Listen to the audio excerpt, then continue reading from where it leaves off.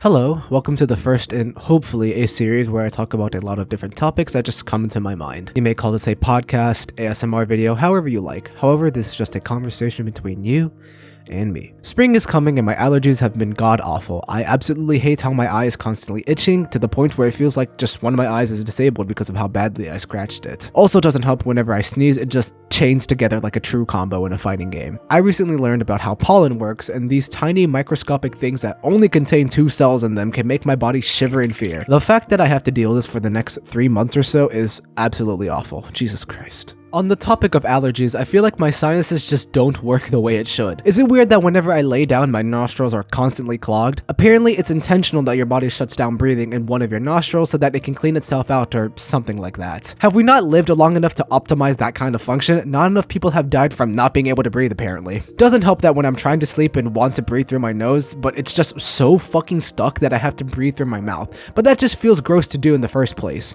Maybe I need to get that checked out. Breathing has not been my strong suit despite having done it for most of my life. I used to have asthma when I was younger and I eventually grew out of it, but asthma was awful. I'd have to wake up in the middle of the night to breathe in and out through this machine. I never knew what it was honestly, but it helped me breathe. I remember doing it and I could see the steam come out of one part of the mask I had to breathe through. Apparently it's called a nebulizer machine. Asthma really sucked. I could never really do any physical activity or else I'd actually die. So growing up I was a very lazy bum. But now that I can actually move around and exercise, it really showed how much I missed when I was younger. Outside of respiratory allergies, I stated in my Japan video that I have a peanut allergy. You can check out the video by clicking to the top right, but to elaborate further, I've had this allergy ever since I was born. I think as I got older, God gave me a skill point to allocate into either not having asthma or a peanut allergy. I chose the former, obviously. Having a peanut allergy kind of sucks. I've never had a Reese's Cup, peanut butter, and those PB&Js they used to give out at school lunch. I never got to taste peanuts because the moment it touched my tongue, my body reacted instantly and I was left with excruciating discomfort. There was a time it hit me so hard that I could not see or breathe at all. I got sent to the hospital. Fun times. Also, yes, I was one of those kids that had to sit at the peanut-free table. I eventually just stopped going there.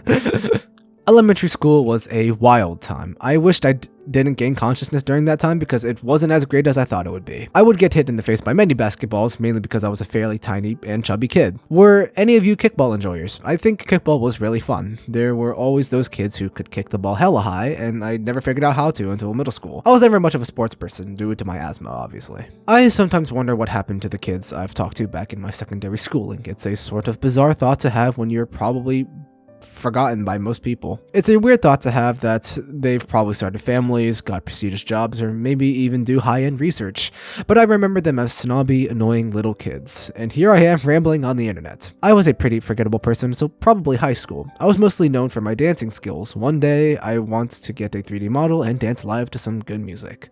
Maybe in VR chat that could be fun. I love doing stage performances. I think it's thrilling to have the spotlight on you and have everyone watching you show your stuff. I was watching Hololive 4th Fest last year, I think. I was simply mesmerized to see such a large crowd and even millions more online watching silly anime people perform.